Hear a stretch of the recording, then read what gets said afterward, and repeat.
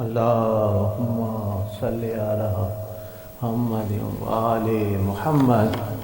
اللهم صل على آل محمد. اللهم على محمد وآل محمد. اللهم صل على محمد وآل محمد. بسم اللہ الرحمن الرحیم. عن جابر بن عبداللہ الانصاری عن فاطمۃ الزہراء علیہ السلام بنت رسول اللہ صلی اللہ علیہ وآلہ قال سمعت فاطمۃ انہا قالت دخل علی رسول اللہ فی بعض الایام فقال السلام علیک یا فاطمۃ فقلت علیک السلام قال انی اجد فی بدنی ضعفا فقلت لأعوذک باللہ یا بتاہ من الضعف فقال یا فاطمۃ ائتینی بالکساء الیمانی فغطینی بہ فأتیتہ بالکساء الیمانی فغطیتہ بہ وسرت انظر الیہ واذا وجہہ یتلألأ کأنہ البدر فی لیلۃ تمامہ وکمالہ. اللہم صلی علیہ وما كانت إلا ساعة وإذا بولدي الحسن قد أقبل وقال السلام عليك يا أمه فقلت عليك السلام يا قرة عيني ثمرة فؤادي فقال يا أمه إني أشم عندك رائحة طيبة كأنها رائحة جد رسول الله فقلت نعم إن جدك تحت الكساء فأقبل الحسن نحو الكساء وقال السلام عليك يا جداه يا رسول الله أتأذنني أن أدخل معك تحت الكساء فقال وعليك السلام يا ولدي ويا صاحب حوضي قد زنت لك فدخل معه تحت الكساء. صلي على فما كانت إلا ساعة وإذا بولدي الحسين قد أقبل وقال السلام عليك يا أمه فقلت وعليك السلام یا ولدی ویا قرۃ عینی وثمرۃ فؤادی فقال لی یا امہ انی اشم عندک رائحة طیبة کأنہا رائحة جد رسول اللہ صلی اللہ علیہ وآلہ فقلت نعم ان جدك وخاك تحت الكساء فدنا الحسين نحو الكساء فقال السلام عليك يا جداه والسلام عليك من اختار الله أتأذن لي أن أكون معكما تحت الكساء فقال وعليك السلام يا ولدي ويا شافي أمتي قد زنت لك فدخل معهما تحت الكساء. صلي على محمد. فأقبل عند ذلك أبو الحسن علي بن أبي طالب وقال السلام عليك يا بنت رسول الله فقلت عليك السلام يا أبا الحسن ويا أمير المؤمنين فقال يا فاطمة إني أشم عندك رائحة طيبة كأنها رائحة أخي وابن أمي رسول الله فقلت نعم ها هو ما ولديك تحت الكساء فأقبل علي نحو الكساء وقال السلام عليك يا رسول الله أتأذنني أن أكون معكم تحت الكساء قال له وعليك السلام يا أخي ويا وسي وخليفتي وصاحب لوائي قد زنت لك فدخل علي تحت الكساء. صلي على ثم أتيت نحو الكساء فقلت السلام عليك يا أبتاه يا رسول الله أتأذنني أن أكون معكم تحت الكساء قال وعليك السلام يا بنتي ويا وبزتي قد زنت لك فدخلت تحت الكساء فلما اكتملنا جميعا تحت الكساء أخذ برسول الله بطرف الكساء وأومأ بيده اليمنى إلى السماء وقال اللهم إن هؤلاء أهل بيتي وخاصتي وحامتي لحمهم لحمي ودمهم دمي يؤلمني ما يؤلمهم ويحزنني ما يحزنهم أنا حرب لمن حربهم وسلم لمن سلمهم وعدو لمن آداهم ومحب لمن أحبهم إنهم مني وأنا منهم فجل صلواتك وبركاتك ورحمتك وغفرانك ورضوانك علي وعليهم وأذهب عنهم الرجس وطهرهم تطهيرا.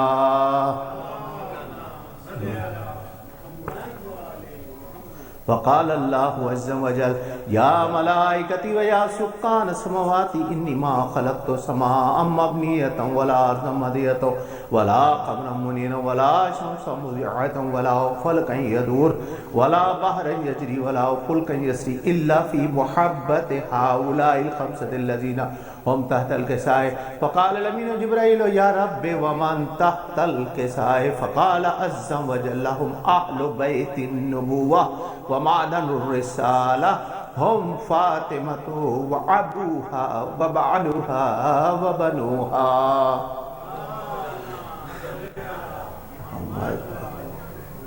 فقال جبرائيل يا رب أعذن لي أن أهبط إلى الأرض لأكون معهم سارجا فقال الله نعم قد زنت لك فهبط من جبرائيل وقال السلام عليك يا رسول الله العلي الأعلى يقرأك السلام ويخصك بالتحية والإكرام ويقول لك وعزتي وجلالي إني ما خلقت سماء مبنية ولا أرضا مدية ولا قمرا منيرا ولا شمسا مضيعة ولا فلكا يدور ولا بحرا يجري ولا فلكا يسري إلا لأجلكم ومحبتكم وقد أذن لي أن أدخل معكم فهل تأذن يا رسول الله فقال رسول الله وعليك السلام يا أمين وحي الله إنه نعم قد زنت لك فدخل جبرائيل معنا تحت الكساء فقال لي إن الله قد أوحى إليكم يقول إنما يريد الله ليذهب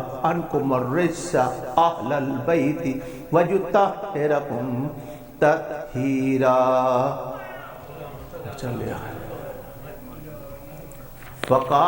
فقال علي النبي يا رسول الله أخبرني ما لجلوسنا هذا تحت الكساء من الفضل عند الله فقال النبي والذي بعثني بالحق النبي واصطفاني بالرسالة نجي ما ذكر خبرنا هذا في محفل من محافل أهل الأرض وفيه جمع من شيعتنا محبنا إلا ونزلت عليهم الرحمة وحفت بهم الملائكة واستغفرت لهم يتفرقوا وقال علي الزم والله فزنا وفاز شيعتنا ورب الكعبة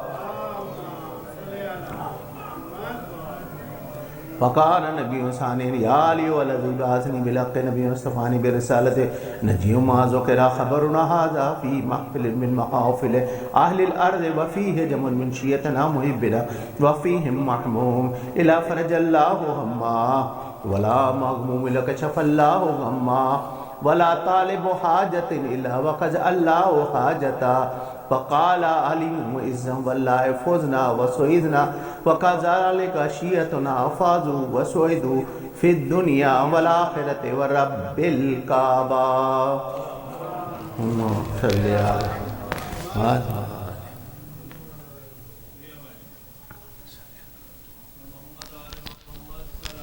اللہم صلی علی محمد وآلہ قمر عابدی بھائی بہت بہت شکریہ آپ ہمیشہ خدمت اہل بیت میں پیش رہتے ہیں اب جن کو میں دعوت کلام دینے جا رہا ہوں میری ہمیشہ خواہش رہتی ہے کہ میں ان کا کلام سنوں بہت ہی اچھے انداز سے سلام پڑھتے ہیں نوحہ پڑھتے ہیں اور میری خواہش رہتی ہے کہ میں زیادہ سے زیادہ ان کو سنوں اور آج اس بزم میں وہ موجود ہیں انور بھائی کے فرزند مرتضیٰ رضوی بر محمد و آل محمد صلوات اللہم صلی علی محمد و آل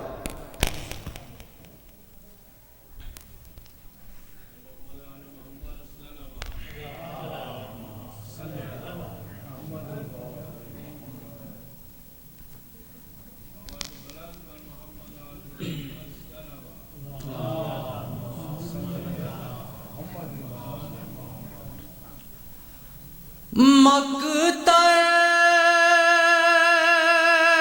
سے آ رہی ہے صدا میں یتیم ہوں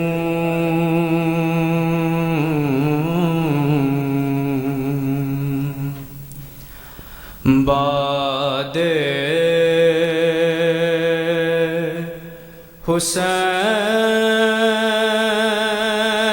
کس نے کہا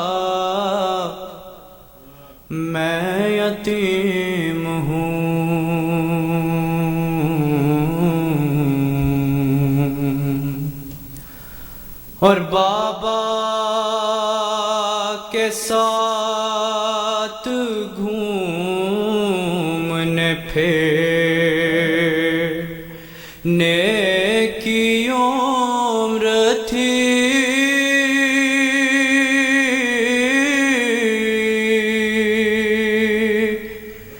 بابا کے ساتھ گھومنے پھرنے کی عمر تھی، ٹوٹا ہر ایک خواب میرا، میں یتیم ہوں،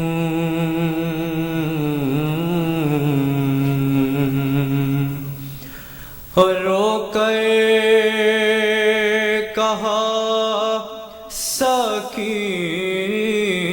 نے لاش حسین پر،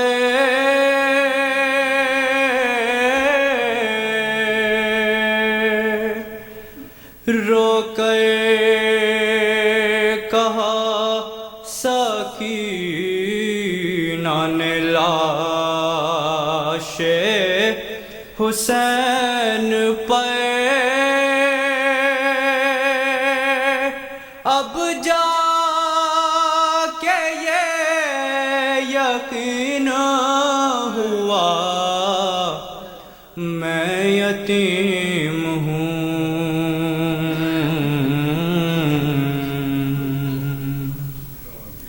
اور بولی سکینہ شور سے کانوں پہ رکھے ہاتھ،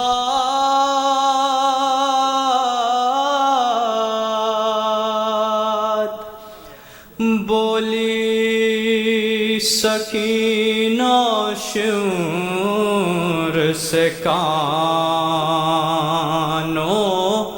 پہ رکھے ہاتھ،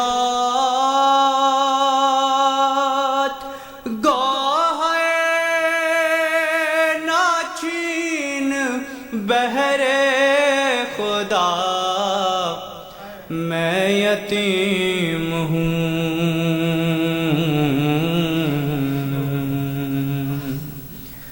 اور میں اپنے آنسوؤں سے بجھا لوں گی اپنی پیاس،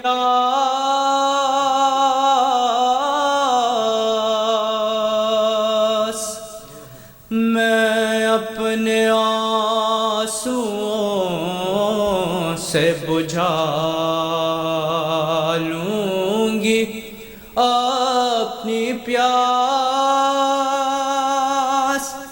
دریا سے لوٹ آؤ چچا میں یتیم ہوں،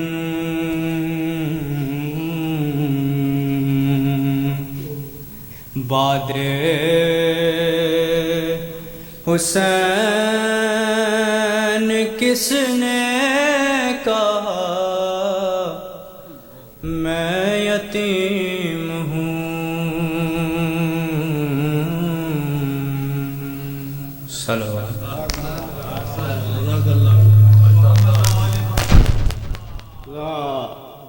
صلی علی محمد۔ جزاک اللہ مرتضیٰ، آپ پڑھ رہے تھے، روئیں روئیں سے آپ کے لیے دعا نکل رہی تھی، اللہ سلامت رکھے، لمبی زندگی دے، اپنے والدین کے سائے میں پروان چڑھو۔ اب اسی طرح سے ایک دوسرے بچے ہیں، دوسرے صاحبزادے ہیں، ہاشم رضوی، ان کی بھی آواز میں درد ہے اور بہت اچھی طرح سے سلام مرثیہ نوحہ پڑھتے ہیں۔ بلا کسی تاخیر کے میں گزارش کروں گا کہ یہاں پر آئیں اور سلام پیش کریں، ان کی نانی صاحبہ کی برسی کی مجلس ہے۔ ایک بآواز بلند صلوات لا صلی علی محمد۔ اور محمد والے محمد صلوات.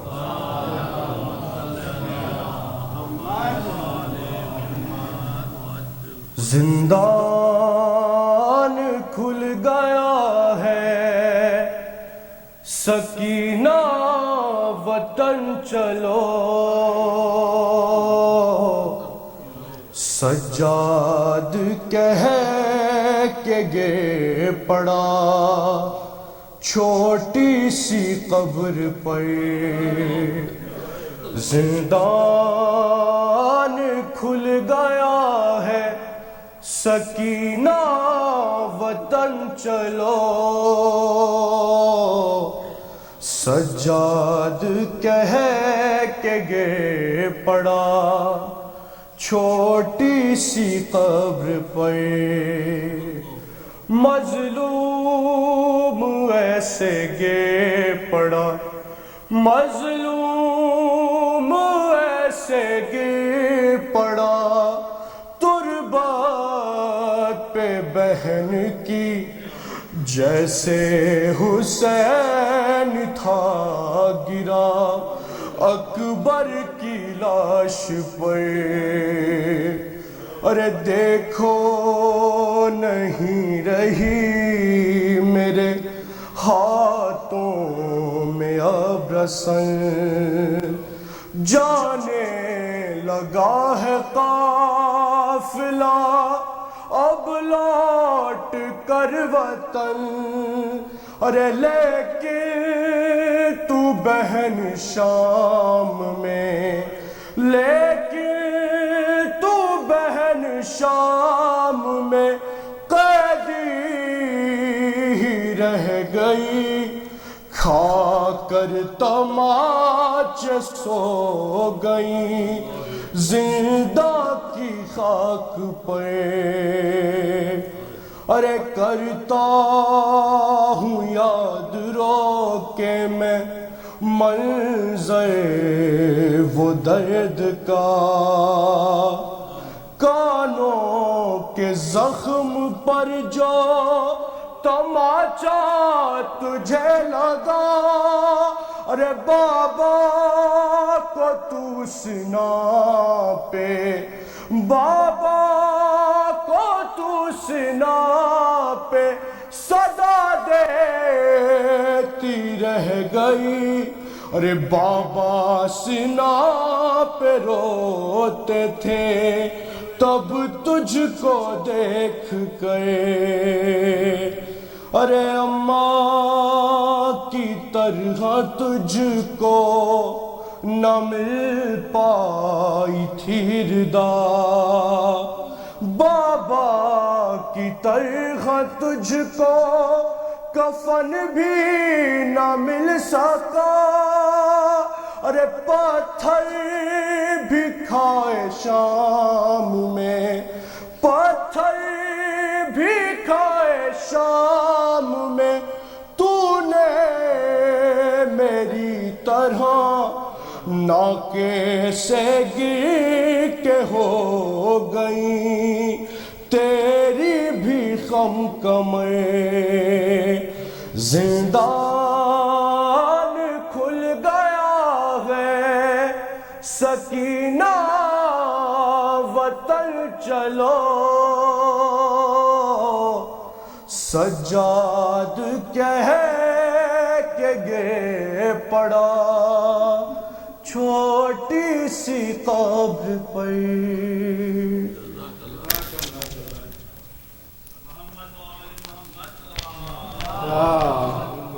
صلی علی محمد وآل محمد وعجل فرج.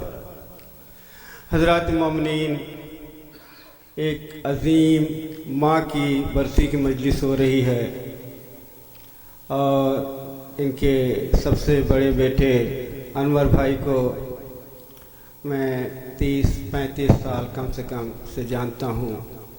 جب روٹی پہ مجلس ہوتی تھی، چرچ کے نیچے مجلس ہوتی تھی، تب بھی یہ پیش رہتی تھی اور ہر جگہ خدمت کے لیے، عزاداری خدمت کے لیے پیش رہتے تھے.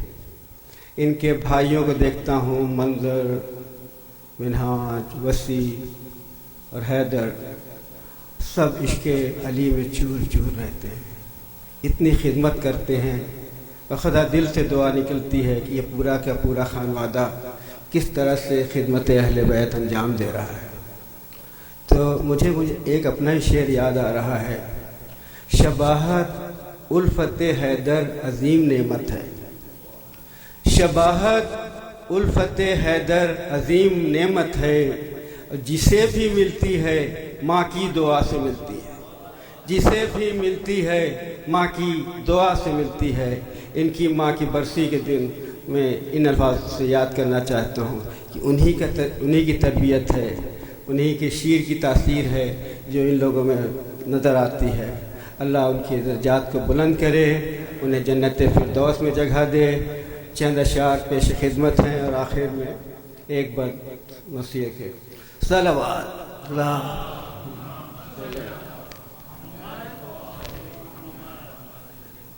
हज़रात। ये साल बीबी फ़ातिमा का साल है, फ़ातिमी साल कहलाता है।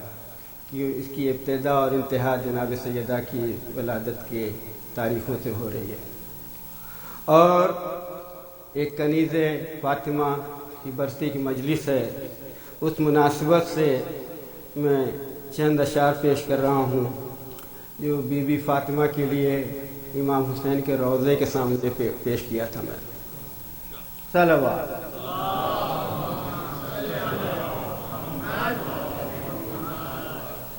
तेरा रूमाल क्या बंधा ज़हरा, ये जनाब ज़हरा को सलाम कर रहे हैं करबला में, जो उनकी खून, उनके रूमाल, उनकी तासीर ने जो काम दिखाए हैं। तो उस मुनासिबत से देखिए कि अनोखा अंदाज़ है सनाए फ़ातिमा ज़हरा। तेरा रूमाल क्या बंधा ज़हरा,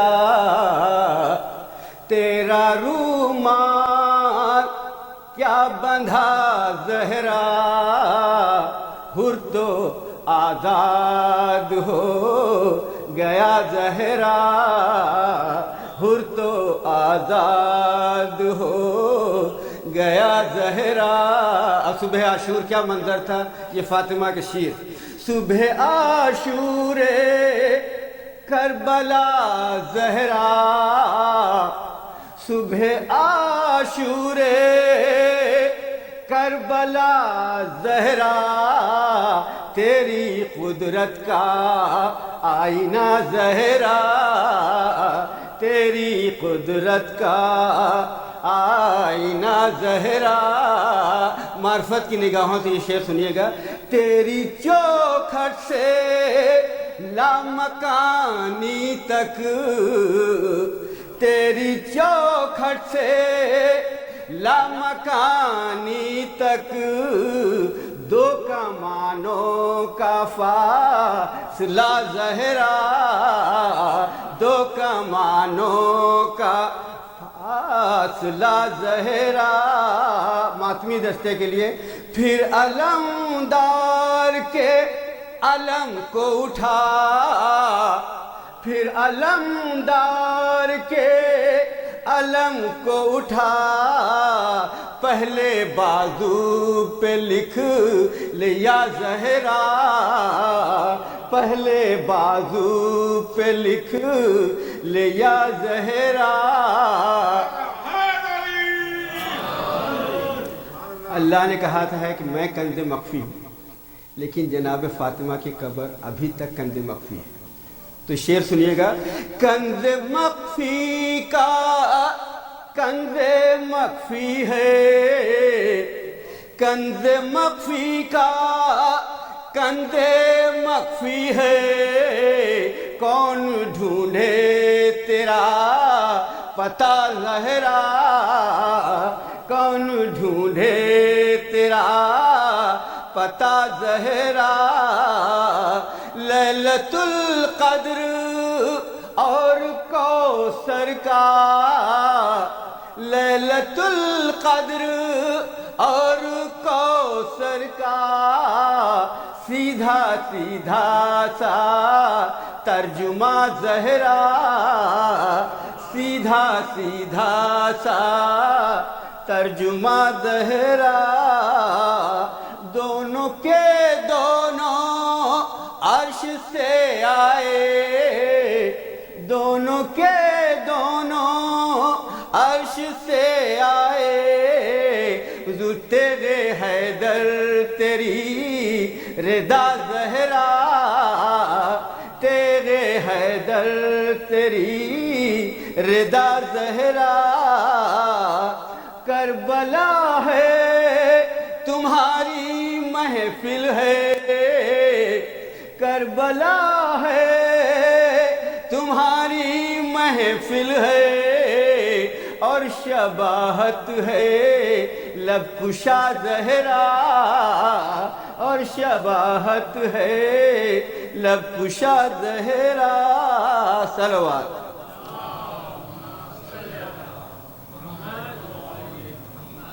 اب مصاحب کا رب دیتے ہوئے ایک بند مسیح کے فاتحہ۔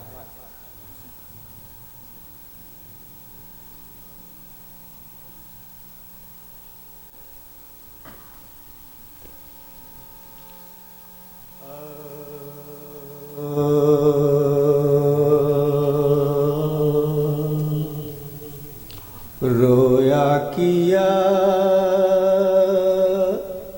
جو پیاس سے اصغر تمام رات،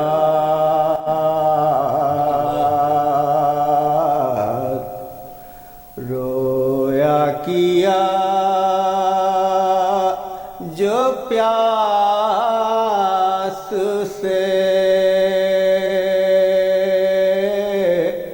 اصغر تمام رات،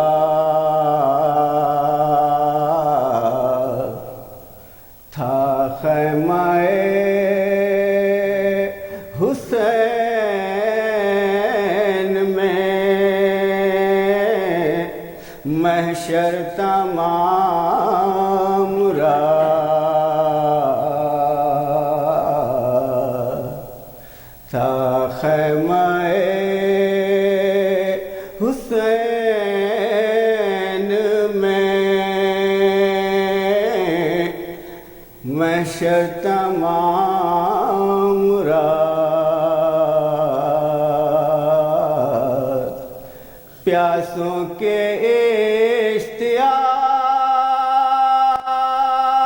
اشتیاق میں مانند چشم و تار، حضور چھلکا کیا بہشت میں کوثر تمام رات، تھا خیمہ حسین میں محشر تمام رات، معلوم تھا کہ صبح کو ہوئیں گے ننگے سر، اور ہی اہل بیت نے چادر تمام رات، تھا خیمہ حسین میں محشر تمام رات، رویا کیا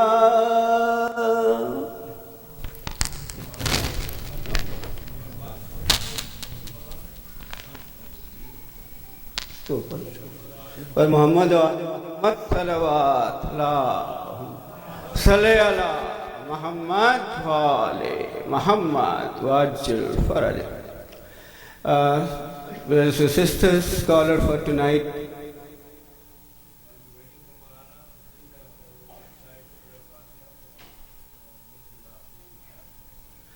Please recite Surah Fatiha and 3 times Surah Ikhlas for Rehana Abidi, who was buried today. Bismillah.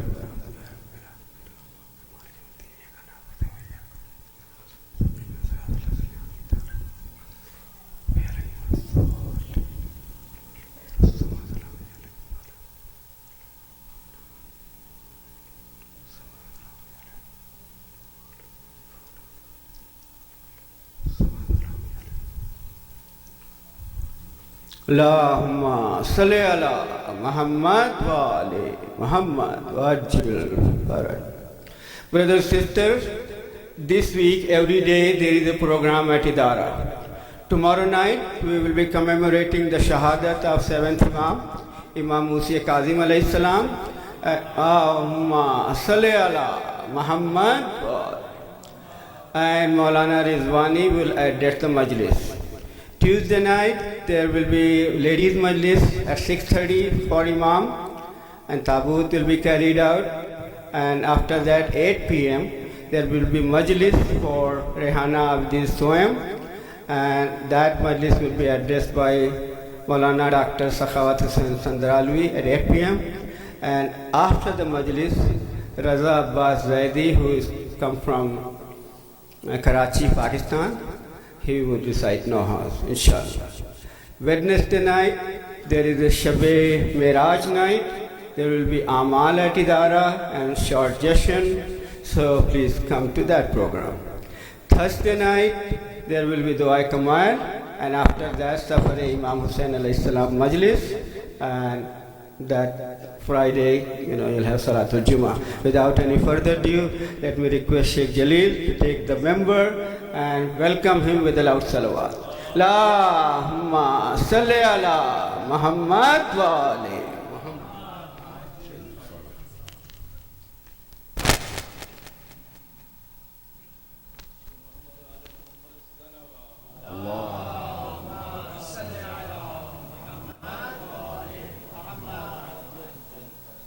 أعوذ بالله من الشيطان اللعين الرجيم بسم الله الرحمن الرحيم الحمد لله رب العالمين ثم الصلاة والسلام على أشرف الأنبياء والمرسلين سيدي وحبيبي ونور قلبي طب القلوب ودوائها وعافية الأبدان وشفائها ونور الأبصار وضيائها أبي القاسم محمد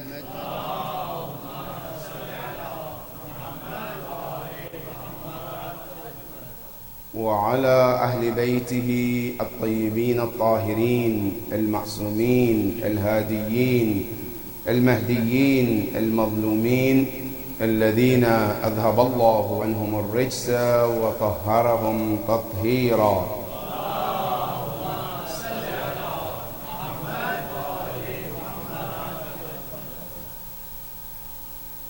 A request of Surah Al-Mubarakat Al-Fatiha for the ruh of Marhuma Zakiya Begum. May Allah be pleased with her soul. Surah Al-Mubarakat Al-Fatiha.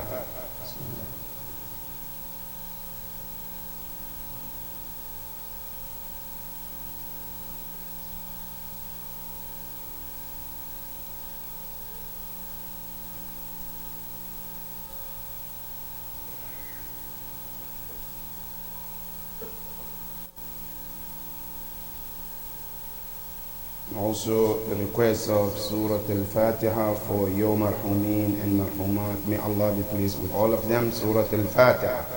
Bismillah ar-Rahman.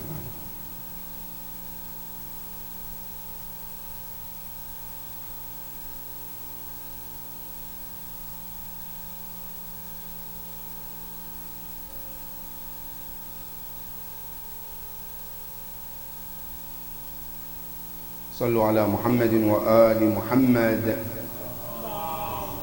بسم الله الرحمن الرحيم. قال الله العلي العظيم في كتابه الكريم بسم الله الرحمن الرحيم وجاءت سكرة الموت بالحق ذلك ما كنت منه تحيد ونفخ في الصور ذلك يوم الخروج وجاءت كل نفس معها سائق وشهيد صدق الله العلي العظيم. اللهم صل على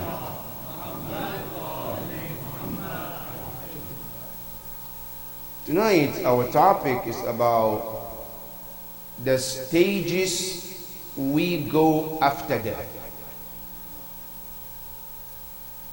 We all know for sure there is something called death. One of the very common things two people don't argue about is death. People argue about many things in life, whether God exists or he doesn't exist, whether there is a day of judgment or there is not, whether prophet is a messenger or is not a messenger, whether Ahlul Bayt are the true successors or they're not. There's argument about it. But one of the very few things no one disputes, whether they are Muslim or non-Muslim, is about death. But the main thing is, after death, what happens? Because many times we think when somebody dies, they're just wondering, just laying there and waiting for Yawm al-Qiyamah, and that's it. But in reality, from the teachings of Ahlul Bayt alayhimus salam, people go through so much stages from the time of death till the day of Qiyamah. And there is so much involved from death till the day of resurrection. And tonight, we want to explore how does it start, how does it end, according to the teaching of Ahlul Bayt alayhimus salam. The ayah we just read is in Surah Qaf. Talks about how death approached every one of us. According to the Ahlul Bayt alayhimus salam, the moment Allah subhanahu wa ta'ala exposed the angel of death, your name, there is something called Lawh al-Mahfuz. That lawh, and I call it divine laptop. That iPad or laptop, it contains every detail of every one of us. Your name, the place, your every detail about you is in there. When the time of death comes, Allah opened the information to the angel of death, only him to see. The name, the place, the time, all the details comes handy to the angel of death. But prior to that, he doesn't know. Today, if you ask angel of death, when am I going to die? Well, I don't know. That's why there is an ayah in the Quran where a man one time came to Imam Ja'far al-Sadiq alayhi salam. Allahumma salli.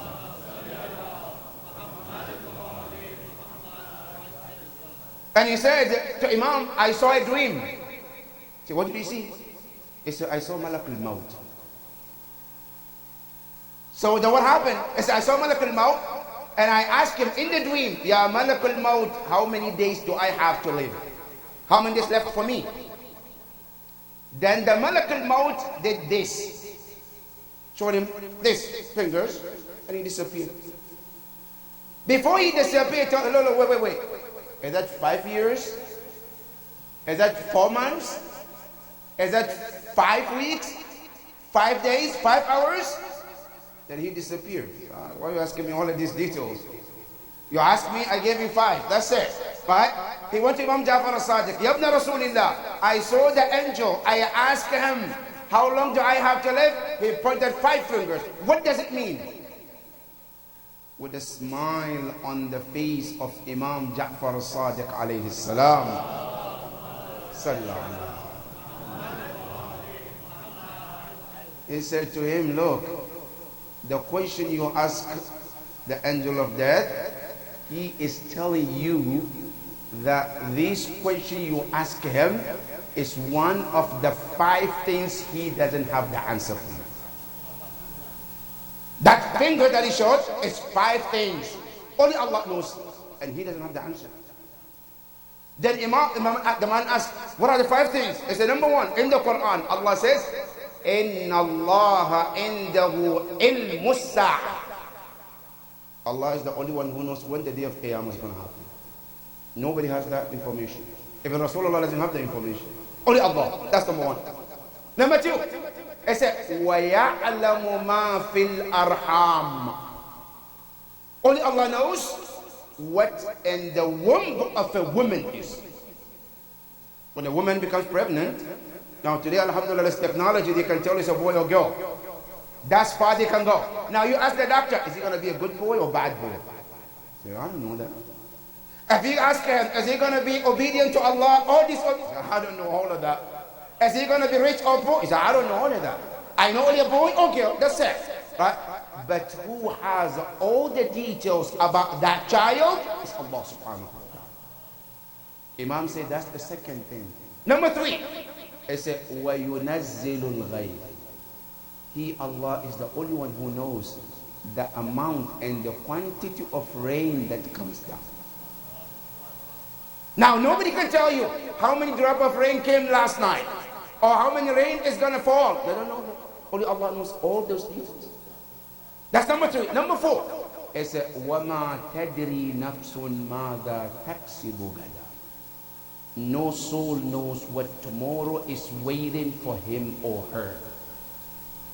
Today, you ask any one of us, what is your plan for tomorrow? I say, inshallah, tomorrow I'm going to work at 8:30, at this, and then go this, and then this.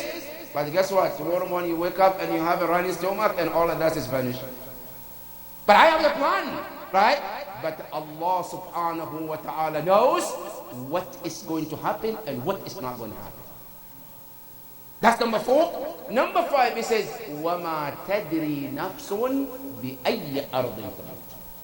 No soul knows what part of the earth one will die. You and I can be born in one country, one city, we end up dying where? Somewhere else. Somebody might be born somewhere, right? He is traveling on the way, he dies there. Only Allah knows in the location where your life will end. These are the 5 things only Allah knows. And that is why when we say the angel of death doesn't know until the name appears in his book, then he goes to take the aman of Allah. Now this aman called ruh, when the angel of death comes to take it, it comes with something Quran called sakarat. It's called sakaratul maut. In fiqh it's called ihtidar. They're different names but mean the same thing. Now, what does it mean, sakarat? A sakarat means pain that goes through the process of death. Similar to what we call labor. When a woman is pregnant, at the end of the pregnancy, before the baby is delivered, both the baby and the mother have to go through some pains. The baby is struggling to come out. The mother is facing terrible pains. That labor is similar to what we call Sakarat al-Maut. That Sakarat al-Maut, it differs from person to person. Some people, their Sakarat is very severe, based on your Iman and lack of Iman. Why? Because Quran tells you. If a person is a kafir, bad person, non-believer, the Quran says the cost of the pain is double. One is from the death itself, and 2, the hearing of the angels who is taking the life. Allah said in the Quran, وَلَوْ تَرَى إِذْ يَتَوَفَّى الْمَلَائِكَةُ الَّذِينَ كَفَرُوا. They say, Ya Rasulullah, as if you are watching when the angel of death come to take the life of the disbelievers. What do? It's a يَضْرِبُونَ وُجُوهَهُمْ وَأَدْبَارًا. They hidden their face and their back at the same time. That is the process, and that is where the pain comes in. Now, not only that, the pain of death and the pain of hidden, both of them together makes it severe for a kafir. Now, not only that, the angel of death, as he appears to take a life of a kafir or non-believer, the appearance is also different. Scary, bad look, bad smell, at the point of taking life. Now, if a person is a mu'min, it's a different story. And Quran says that too. If the person is a mu'min and the angel of death comes, Quran says they come with a smile and good looking. As they come, not only they come with the smile, they also come with the good news. To tell whom? To tell the believer who is now in the process of death. And Imam Ja'far al-Sadiq alayhi afdalus salatu wassalam,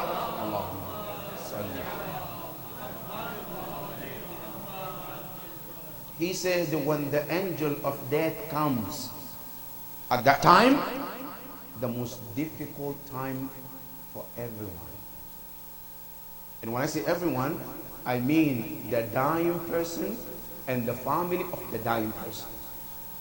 And Quran talks about it in Surah Al-Waqi'ah. Allah subhanahu wa ta'ala says, فَلَوْلَا إِذَا بَلَغَتِ الْحُلْقُومِ وَأَنْتُمْ حِينَئِذٍ تَنْظُرُونَ. Allah says, you want to know when a person is the most weakest person?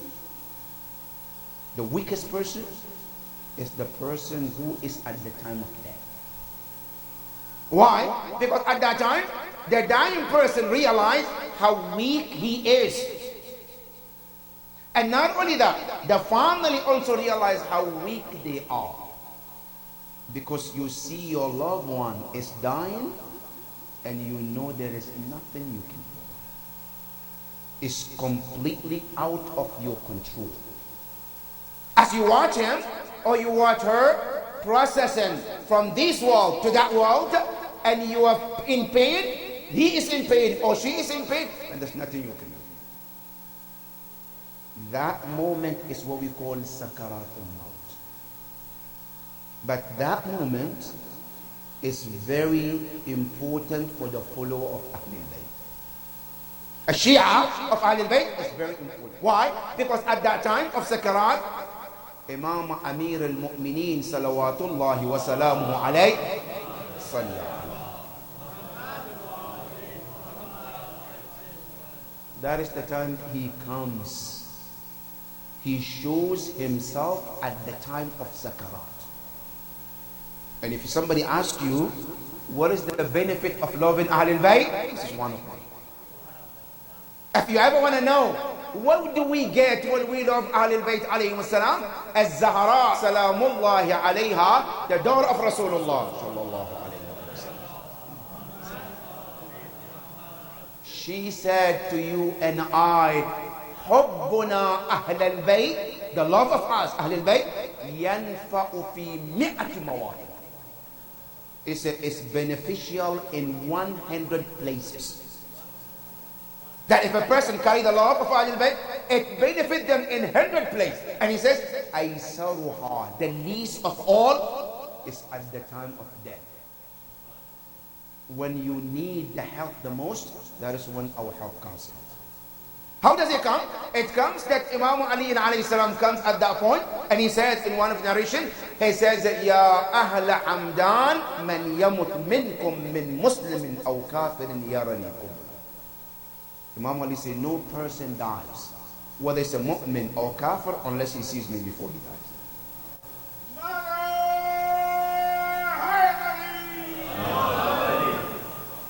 Ya Ali, why do you have to, okay, mu'min, you understand, kafir for what? Why do you have to be for kafir? Imam Ali alayhi salam, he said, a mu'min, yes, to come and help them.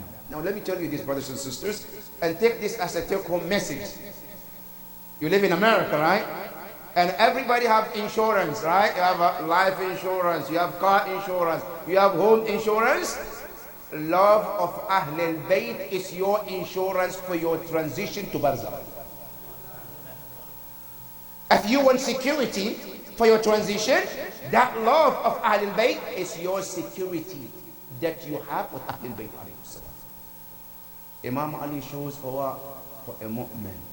A kafir, he shows up also to do what? So that the kafir sees him and it adds sorrow on top of sorrow for him or her before them.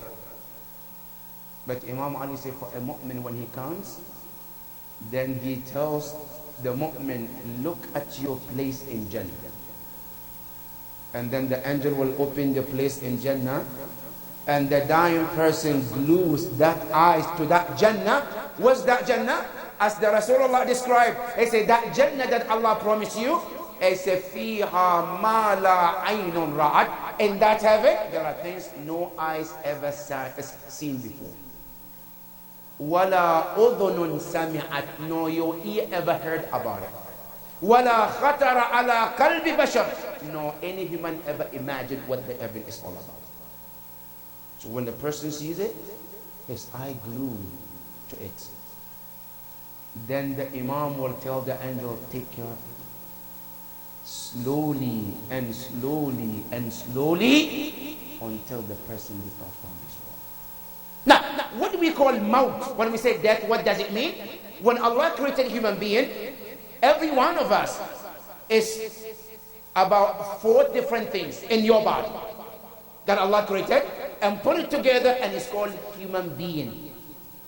The first is called al-aql. The second is called al-badan, this body. The third is called nafs. And the fourth is called ar-ruh. Now, when Allah created you, all these 3, al-aql, the body, and then the nafs, they're all one part. And then the ruh is another part. Allah subhanahu wa ta'ala, when he talks about death, is to separate between the 3 and 1. Al-maut, when you hear the word al-maut in Arabic, is separation between ruh and the aql and the body and the soul. That's called al-maut. That's why in Arabic, literally when we say al-maut, they say infisal, separation. Between what? Between the body and the ruh. That's called maut. When they separate from each other, because remember, a human being from day one, you have always been a ruh, not the body. From day one, Allah created us, we are ruh, not body. The body was something addition to us. Allah created you and your ruh, and that is why this body goes through changes, but the ruh never changes. The nafs go through changes, but the ruh never changes. The aql can change, the body can change, the nafs can change, but the ruh never changes. And you want to know the difference? Let me give you an example, brothers and sisters. When you were born and you are 2 years old, what do you say? You say, me. That tiny body, 2 years, me. When he becomes 10 years old, the body have changed. But he said, me. The same person. Right? When you become 30 years old, me. The same person. But the body have changed. Me 2 years is not the same me 10 years. Right? Me 10 years is not the same me at the 30 years old. Me at the age of 50 is not the same 2 years. If you look at the body, there's a beard, what was not there before. The voice was different at the age of 2 than the age of the 40. Right? The look, the image have changed. But you always say, me, me, me. You are not referring to this body, you're rather referring to the ruh, which is your origin. That is the origin of human being. So this body is addition to the body. This ruh, this body is addition to the ruh. So when these bodies separate from the ruh, what happened? They separate called death, but they still have connection. How do they connect? The ruh, after it's taken, it goes to emergency place first, which is the 7th heaven. And the 7th heaven, there is a station where Malakul Maut, when he takes the ruh, he keeps it there. And he's waiting. Waiting for what? Waiting for the body. The body is here, but the ruh is over there. Now, as the ruh is over there, the body is there, they still communicating. The body and the ruh, they're still communicating. The body knows where the ruh is, the ruh knows where the body is. They're communicating with each other. Now the ruh is over there waiting. What? Waiting for the body to be put in a place called grave so they can unite another time for the last time before Yawm al-Qiyamah. While the ruh is there waiting, this body is called janaza is here. It can feel, it can hear, it can talk, it can do everything except movement. When that body is sitting there, you and I, we see it, it's dead. But Quran and Hadith tells you that it can feel everything more than ever before. That body that you see, it can become sensitive more than ever before. And that is why the Hadith of the Prophet says, when somebody dies, before the ghusl, before the janazah, right? Don't let people who are openly sinners to be next to the body. Don't let the bad people who are drinking, doing bad things openly, don't let them next to the body. Why? Because the smell of that sins bothers the body. Instead, they said what? Invite mu'mineen, good people, read Quran, Surah Yasin, Surah Safat, because it brings them to allow them to feel comfortable around anybody who is obedient to Allah subhanahu wa ta'ala. The body is here. It can smell, it can hear our conversation, and it can feel too. That is why they say at the time of ghusl, be very gentle. Now you think, oh, it's dead, doesn't feel anything. No, they can feel. That's what Hadith about it. When you, even the water you use for the ghusl, Hadith, don't make it too hot. Don't make it too cold. Why? No, he's dead. It doesn't matter if I pour ice. No, it matters. They say the water of ghusl should be somewhere in between, where you, the person doing ghusl, can feel it, that it is normal to your body before you put on the body of the man. That is how Islam is sensitive, because it knows the body can still feel. Now, not only that, as you are around the body, be careful what you say. Don't be saying bad things around the person. It bothers them. They can hear everything you say. And we can see that in the battle of Uhud. From Rasulullah sallallahu alayhi wa alihi wa sallam.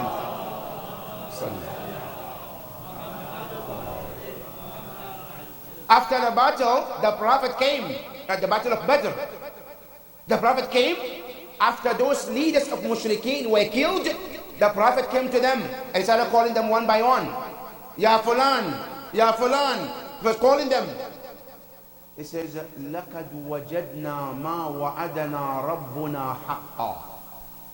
He said, we have found what Allah promised us to be true. فَهَلْ وَجَدْتُمْ. Have you found what Allah promised to be truth? One companion said, Ya Rasulullah, they're dead, they cannot hear. The Prophet said, no. مَا أَنْتُمْ بِأَسْمَعْ مِنْهُ. He said, don't ever make a mistake to think you hear better than them. They hear exactly that you do.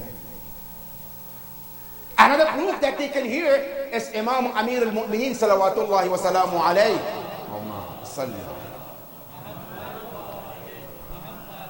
You know, Imam Ali used to go to Wadi Salam and he talked to him, to all those deceased there. While they're all deceased, Imam Ali talked to them and said, oh, those of you who are buried here, if you want me to tell you about the life in this world, I will tell you. Imam Ali talks to them, the people in Wadi Salam in Iraq, right? And what does he tell them? He says, if you ask me about your money that you left after your death, he says, Ammal amwal faqad qussimat. I'll tell you what happened to your money. It's being divided. Your brother, your sister, your son, your daughter, they took their portion and it's gone. I said, if you ask me, your clothes you left, فَقَدْ لُبِسَتْ. Now, belong to somebody else. Alright? Now, so, okay, we didn't wear it. Okay, you give it to the thrift store, somebody wear it at the end of the day. So, if you ask me about your home that you used to live, your room you used to sleep, it's a fakad sukinat. Now somebody else is enjoying it. I said, if you ask me, your spouse, your wife, I said, she's already married. If you ask me about your husband, he's already got somebody else. Life goes on. Right? I said, then, let me ask you, tell me what is the life of you in that world called Barzakh? Then Imam Ali will do this, listening to them, talking to him. But we cannot hear, but he can hear. Then he said, do you hear what they said? I said, no, we don't. He said, let me tell you what they said. They said, Ya Amir al-Mu'mineen, we wish one thing. What is it? We wish we can get our ruh back to our bodies. What would you do if you got the opportunity? They'll say, Ya Ali, we would have prayed on time, fast on time, pay zakat on time, pay khums on time, dedicate our life in only ibadah of Allah subhanahu wa ta'ala. That's the marhumin tell whom? Imam Ali alayhi salam. Then Imam Ali turned to tell his companions, he said, did you hear what they said? He said, take advantage of you living today before you fall into that category like them. That is in the barzakh. So what that tells us that al-mayyit can hear. We cannot hear them, but they can hear everything. Not only that, al-mayyit can talk to you, but we cannot hear. There is a narration that the moment when we are given the body ghusl, the body is talking to us. It says, my son, my brother, my husband, my cousin, talking to you, but we cannot hear. You know how deaf we are? Wallahi, really we are deaf. We cannot hear that. It says, my son, it should be gentle to this body that you're washing. This body has gone through so much to the pain that I feel like a fire in this body.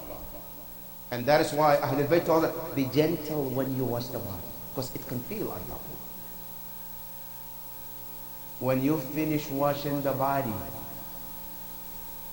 you take the body to go to what we call Salat al-Janazah. That Salat al-Janazah, when you put the marhum or marhuma for Salat, and Imam comes and stands there, the moment say Allahu Akbar, the Mayyit talks to him and talks to all of those who pray. What does he say?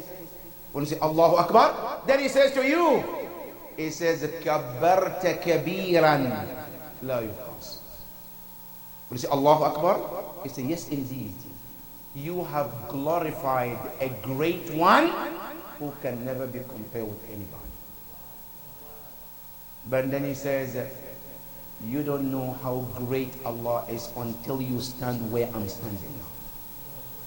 You and I say Allahu Akbar, right? But how much do we know Allahu Akbar? They say, I know what the meaning of Allahu Akbar more than you today. When we say, Ashhadu an la ilaha illallah, we say, yes. You said, you testify, there is no God but Allah. He said, today, my hair, my skin, my flesh, my bone, they all testify that yes, indeed, there is no God but Allah.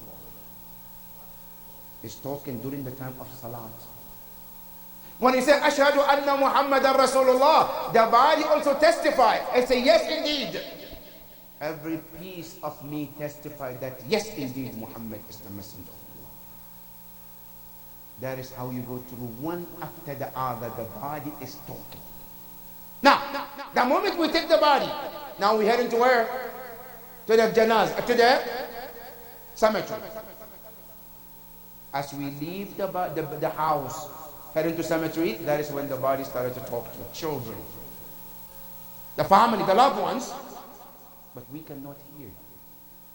What does he say? He says, oh my sons, oh my daughters, oh my children. He said, لا تلعبن بكم الدنيا كما لعبت بنا. Don't ever let this world to play you as it played us. You know what, brothers and sisters, one very important message tonight. One of the things about death is that it opens the reality in front of you. No matter how much you think you know reality, you don't know it until the day you die. That's why Imam Ali alayhi salam, he said one in hadith,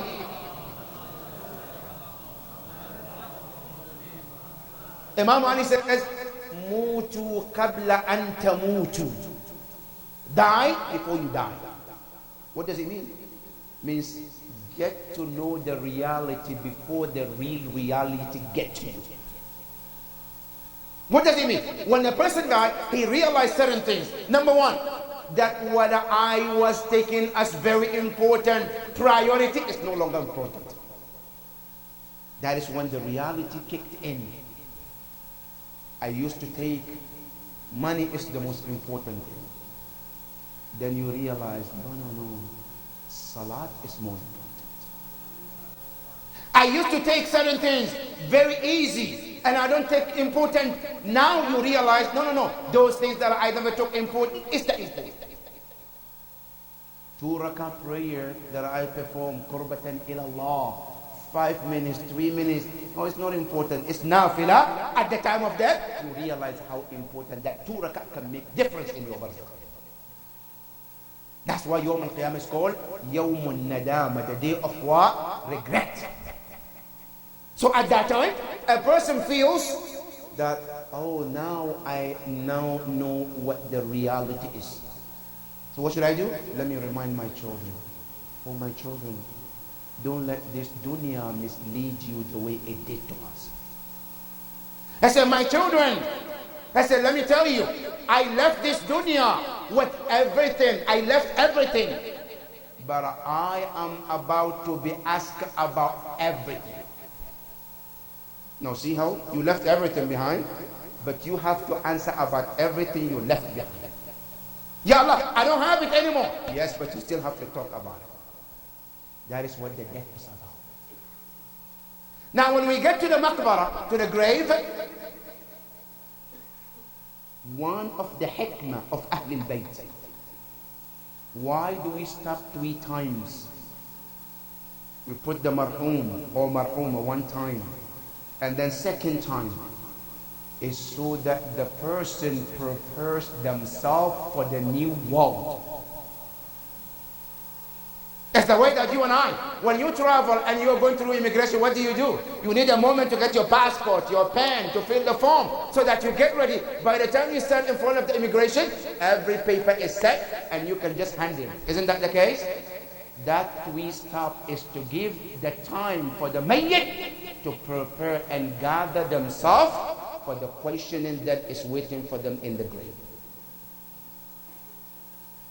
When the person is placed in grave, you know what they say? Don't put me in that grave. Don't leave me. Don't put me here. But we cannot hear. We put them anywhere. And here is the reason, brothers and sisters, in the hadith of Ahlul Bayt, they say whenever you bury your loved ones, be the last one to leave the grave. Don't leave because people are leaving. Spend more time there because they need you at that time. And if you can, stay there the longest that you can to stay with them, because it gives them some comfort being around you. Now, you might think, oh, they're dead. They can't feel it. Yes, they can. Do you know when the person is sick? They're sick. But you're going to visit them. Your visitation, you being there, help them to even recover faster. When a person in that stage, they need your company. when you bury the person, Islam says after you bury the person, you cover the grave, then Allah authorized the Malak al-Maut to do what? To return the ruh back to the body. One more time, the body and the ruh get united in the grave. Now, when the ruh gets into the body, then the body is in different wall. Yes, the ruh is there, but cannot come out. Now, the body is there, the ruh is there, but then the first thing the angel of death will do is to tap the person from the back. And then the person will turn. And then the angel will say, look at your people. They brought you. They buried you. And they're leaving. That's the angel saying, جاءوا بك ودفنوك وتركوك, and they're leaving you. وَلَمْ يَبْقَ لَكَ, and today you have nothing left except you. What are they? Number one is Allah. Two, your a'mal that you have done in this world. That's all left for you. Then the angel will disappear. Then the earth, the grave, will turn and talk. Now today we see this earth doesn't talk. Allah tells you that in Qiyamah, the earth will talk to you. وَأَخْرَجَتِ الْأَرْضُ أَثْقَالَهَا وَقَالَ الْإِنسَانُ مَا لَهَا يَوْمَئِذٍ تُحَدِّثُ أَخْبَارَهَا. Allah says, Yawm al-Qiyamah, this earth will tell the stories. It will talk to Allah. But the first step is to talk to the person in that grave. What did the qabr say to the mayyit? The qabr will tell the mayyit, oh, this the son of Fulan, Ibn Fulan. They buried you inside me. But there are two things you need to know. I am heaven if you brought the heaven with you. And I can be one of the hellfire if you brought it. Meaning, the earth, the qabr is telling you, if you find it Jannah, it's your a'mal. If you find it hellfire, it's your a'mal. But it's not me, the earth, who makes it heaven or hell. It's your a'mal and your action.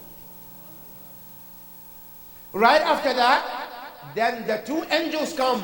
Now, these two angels, it depends on if you're mu'min or you're bad. If it's mu'min and a good person, those two angels, they are called Bashir wa Mubashir. If the person is bad, they call Munkar wa Nakir. Then they appears. And this is where the importance of talqeen comes in.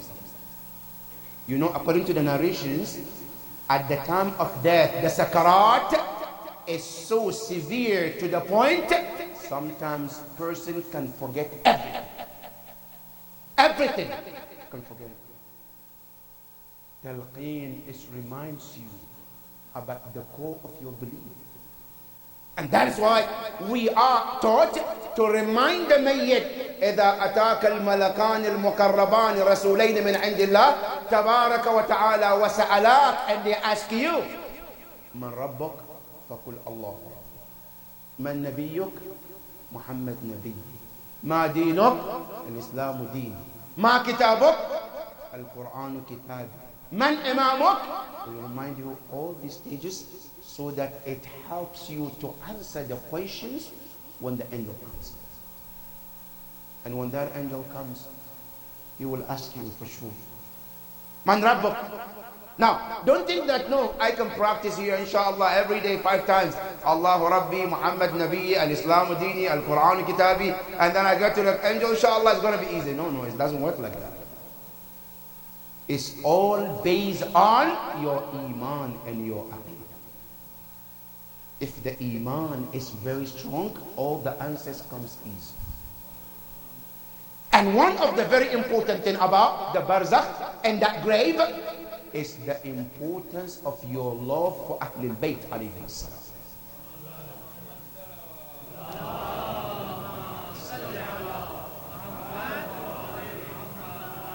Because hubb of Ahlul Bayt, the love of Ahlul Bayt benefit in the grave too.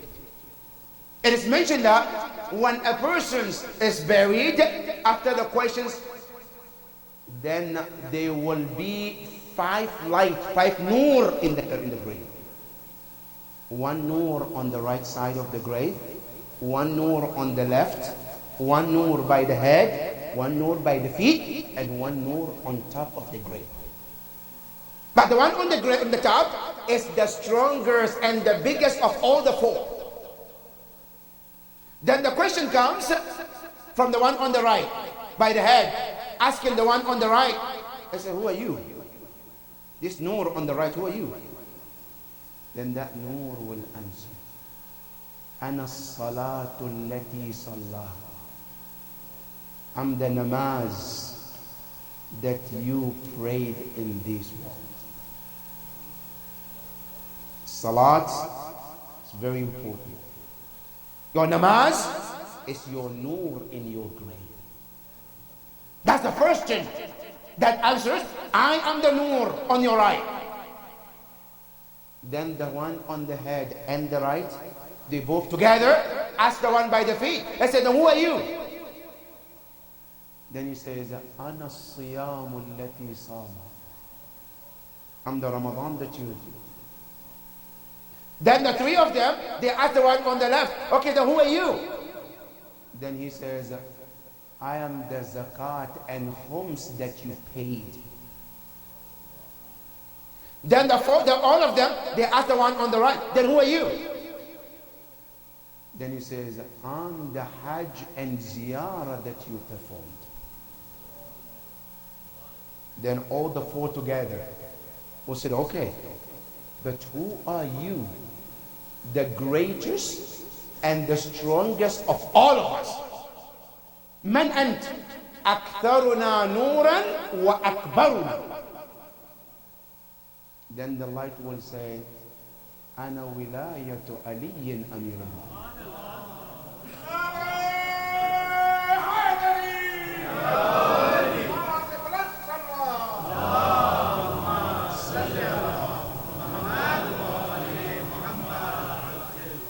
This is where the benefit of wilayah of Ahlul Bayt comes in. That is bigger than the salat and zakat and hajj, because as-salat without wilayah is la salat. As-salat without zakat, without wilayah, no zakat. The core of every ibadah is wilayah to Ahlul Bayt alayhi salam.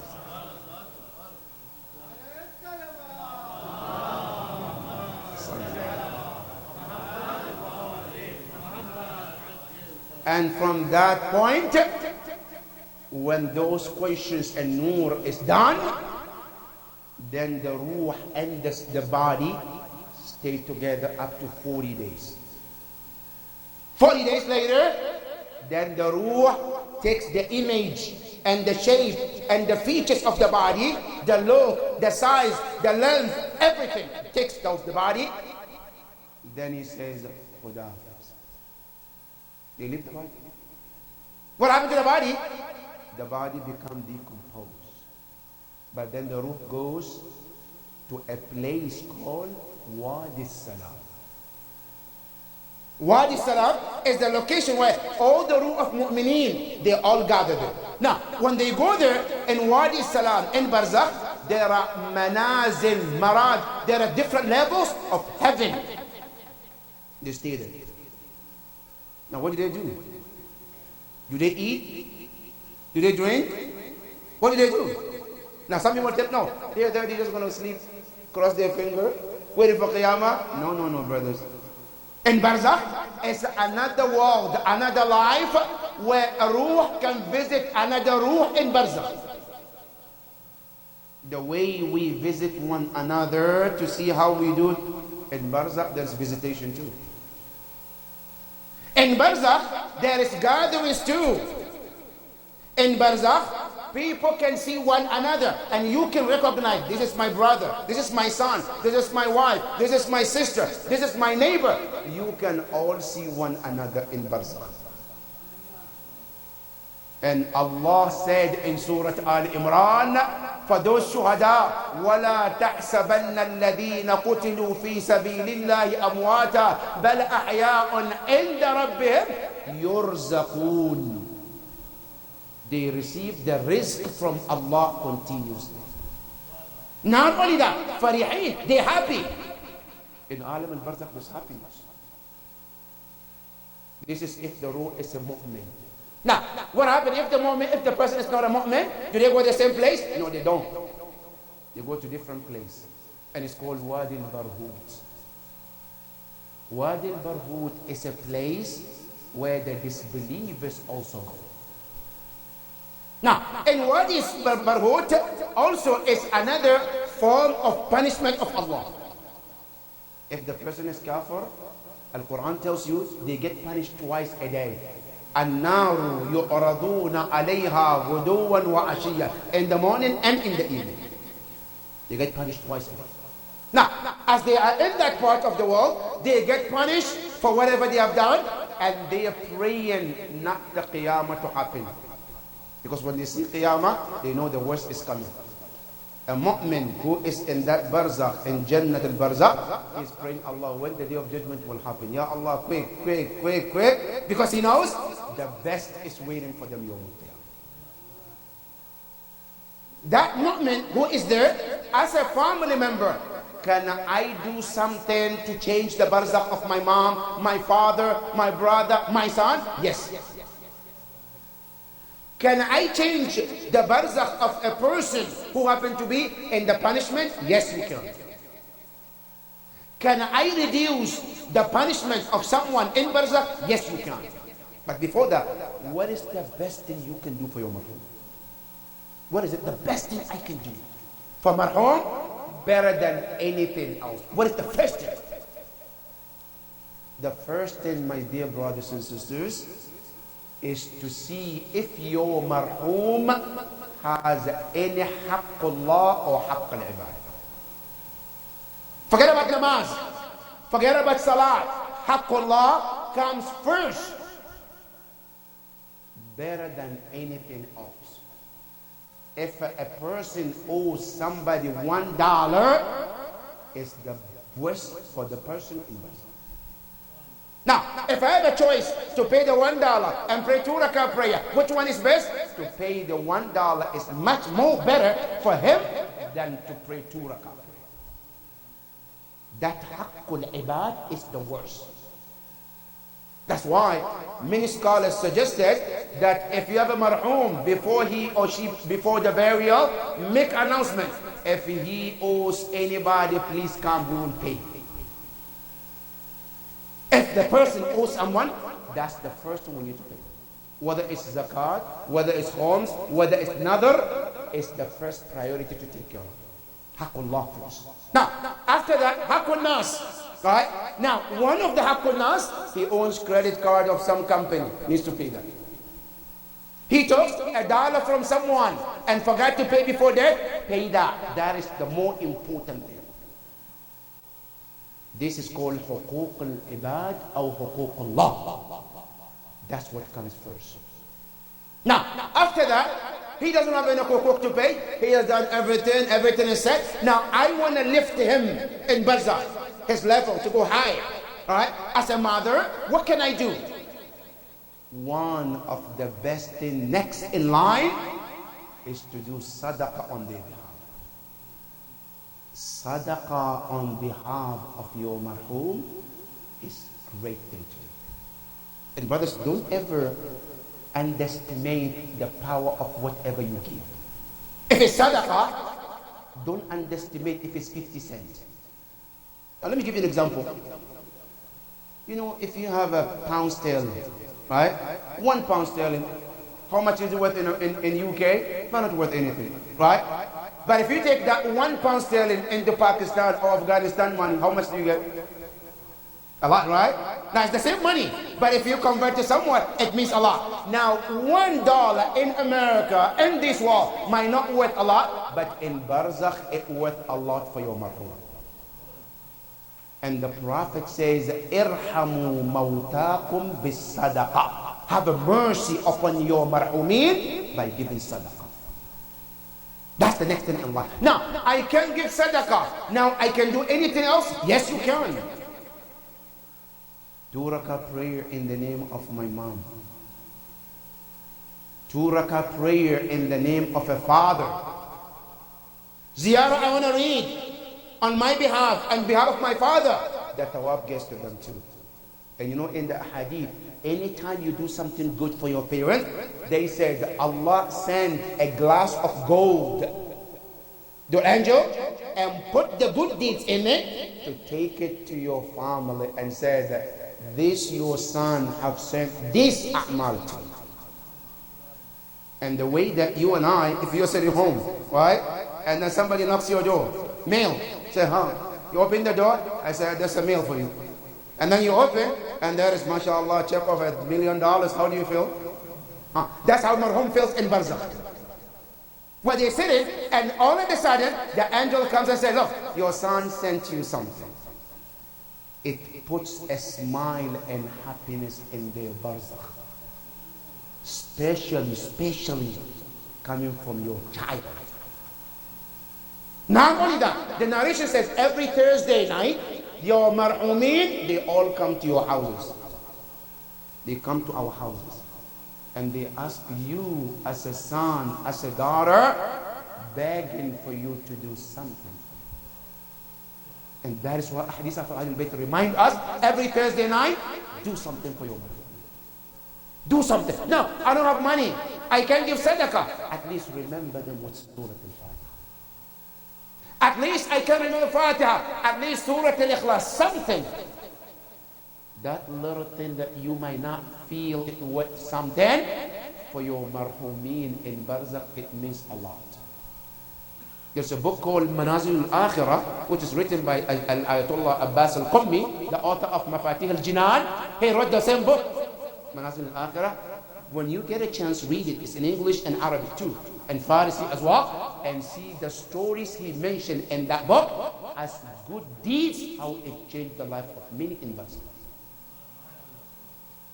Never forget your marhumeen, because sooner or later we will be there too. If you and I remember your marhumeen one way or another, guess what? There's a saying in America, what goes around comes. You're not Muslims, right? But they say that. What goes around comes. When you plant the seed of apple, what happened to that seed? It grows apple or banana. Apple. If we plant the seed of remembering our parents, our marhumeen, automatically when we become marhumeen, somebody will remember us. And that's why it's very important. This majalis, this Barsi majalis, sadaqah, something for your parent, always make them happy in barzakh.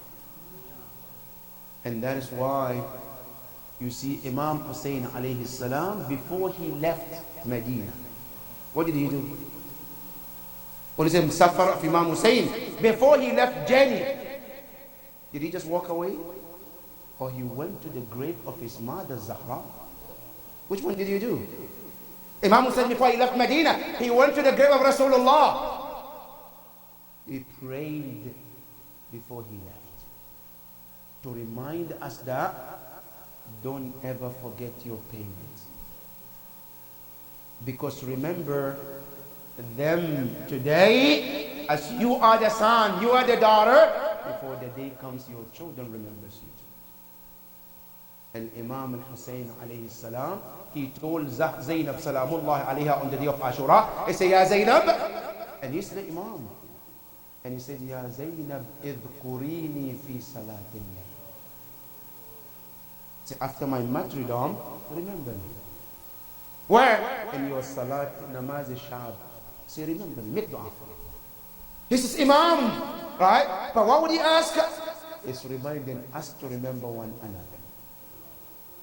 Imam Hussein remind all of you. He said, my Shia. He said, anytime you take a glass of water, delicious water, he said, Shi'ati ma in sharibtum ma an adban fadhkur. Say, my Shia, anytime you get a glass of water, delicious water to drink, he said, remember the taste of your Imam on the day of Ashura. That is how important this is, to remember your Imam. On the day of Ashura, Al-Imam al-Hussein alayhi salam, after all his companions were murdered, were killed, left with only families.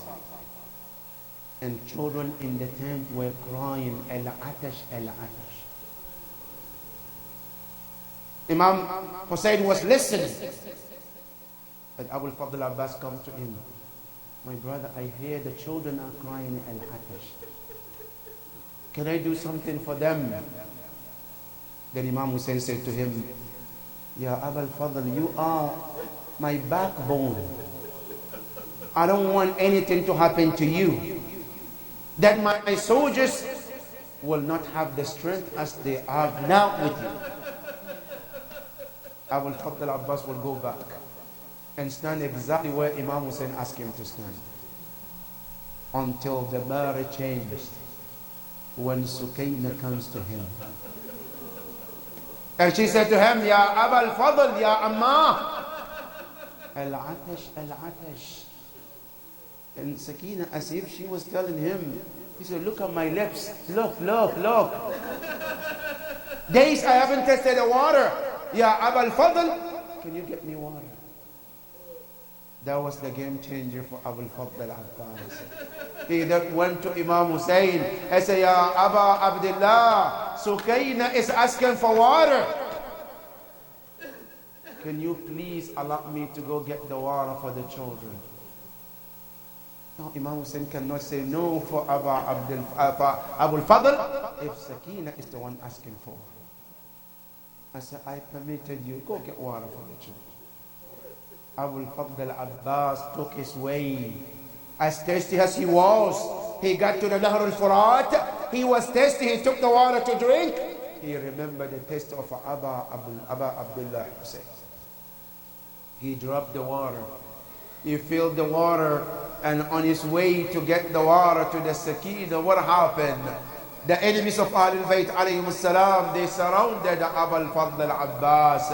Umar ibn Sa'ad said to his soldiers, don't let the water get to Abu Abdullah, because if Abu Abdullah tasted the water, I said, we will not be able to defeat him from now onwards. Abu al-Fadl al-Abbas, he started to fight them left and right, and indeed, he is the Ibn Amir al-Mu'minin salamullahi alayhi. As he continued to fight, one of them came. He cut the right hand of Abu al-Fadl. Abu al-Fadl said, Wallahi in qata'tumu yamini ani uhami abadan an dini. I said, Wallah, when you cut my right arm, I want you to know that I'm defending the rightful Imam, the rightful guided Imam Hussein alayhi salam. Abu al-Fadl al-Abbas didn't give up. He continued the struggle. As he continued to fight with the left arm, another one came, cut the left arm of Abu al-Fadl. He said, Wallahi in qata'tumu yasari fa inni uhami abadan an dini wa an sadiq al-imami. I said, Wallahi, when you cut my right arm, I'm defending the rightful Imam Abu Abdullah al-Hussein. Even though Abu al-Fadl lost his two arms, but didn't give up. He continued the struggle to get the water to the Kina. But then Umar ibn Sa'ad asked one of them, he said, make sure that the water doesn't get to the tent of Abu Abdullah. What should I do? He said, make sure that you shoot that bow so that the water doesn't get to Imam Hussein alayhi salam. Abu al-Fadl al-Abbas, as he strive, another arrow came straight to the boat that he was carrying. All the water spilled. Abu al-Fadl al-Abbas was sitting on the horse, no arms to fight and no water to take to the tent. As he was sitting on the horse bleeding, another arrow came straight to the forehead of Abu al-Fadl. Abu al-Fadl al-Abbas fell on the ground. As he was falling, he called his master, Assalamu alayka ya Abu Abdullah. He was calling his master. As he fell on the ground, the sand covered his face. Imam Hussein alayhi salam rushed towards his brother. As he came to lift Abu al-Fadl, Abu al-Fadl thought it was the enemy. He then said to his brother, Ya Hada, whoever you are, don't kill me until my brother Abu Abdullah comes to say goodbye to me. Imam Hussein said,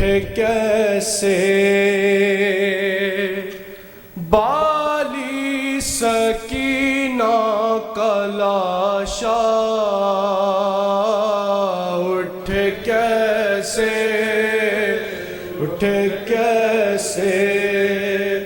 بالی سکینہ کا لاشا اٹھے کیسے پریشان ہے زندہ میں ثانی زہرا اٹھے کیسے بالی سکینہ کا لاشا مصیبت کی منزل یہ کتنی کڑی ہے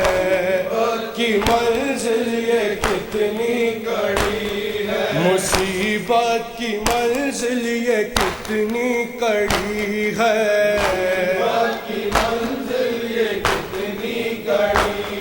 یتیمہ کی میت زمین پر پڑی ہے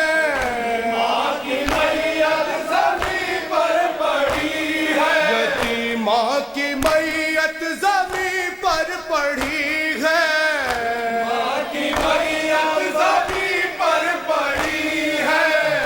قبر کیوں کر اٹھے کیسے لاشا پریشان ہے زندہ میں ثانی زہرا اٹھے کیسے بالی سکینہ کا لاشا اٹھے کیسے یہ غربت یہ تنہائی یہ قید خانہ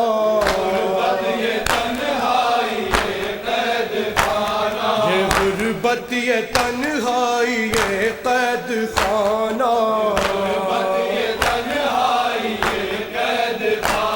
ہے زنجیر میں جھگڑا بیمار بھیا ہے زنجیر میں جھگڑا بیمار بھیا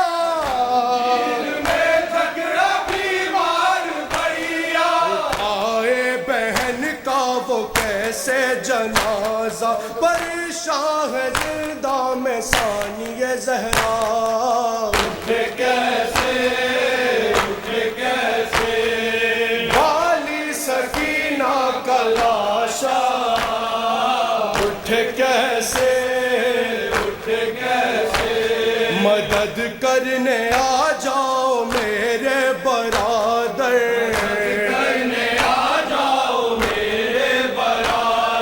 مدد کرنے آ جاؤ میرے برادر کہاں سو گئے میرے عباس جا کر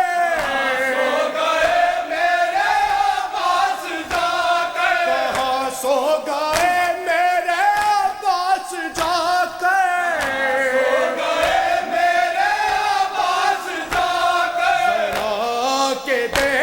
جنازے کو باندھا پریشان ہے زندہ میں ثانی زہرا اٹھے کیسے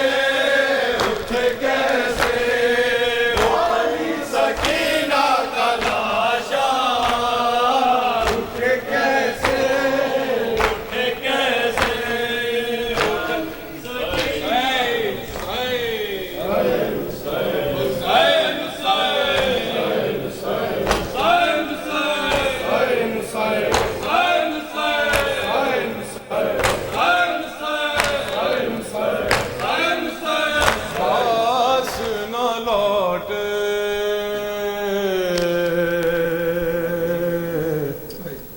آ گئے ماشک آ گئی عباس نہ لوٹے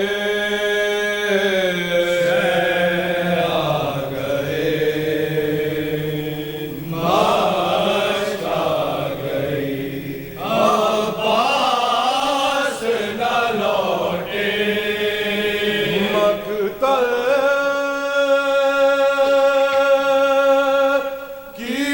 अम्मी भाग गई, अब्बास न लौटे।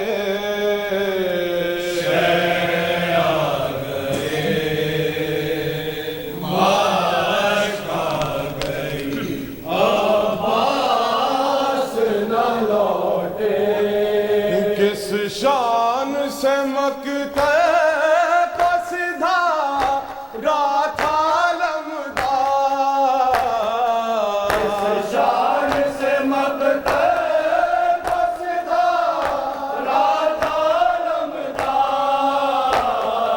किस शान से मकते पसधा रात आलमदार, आदा की नजर खा गई, अब्बास न लौटे। जय आ गए, मस्त आ गई, अब्बास न लौटे। जब तीर चला बह गया सब मश्क से पानी, जब तीर चला बह गया सब मश्क से पानी,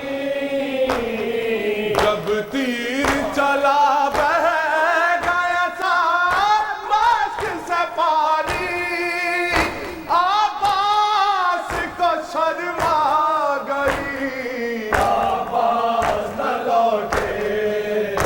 शे आ गए, मस्त आ गई, अब्बास न लौटे। मुंह में लगी आग तो मुंह को बुलाने,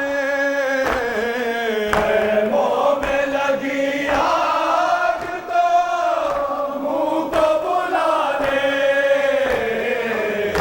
मुंह में लगी आग तो मुंह को बुलाने, मासूम सकीना गई, अब्बास न लौटे।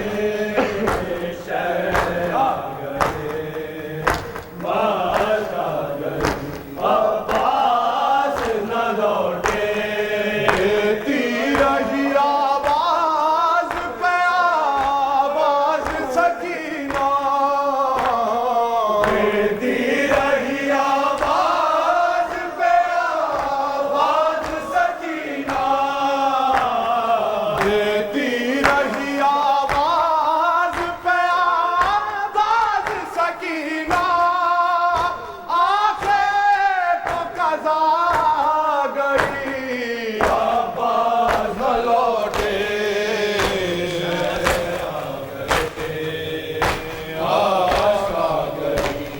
अब्बास न लौटे।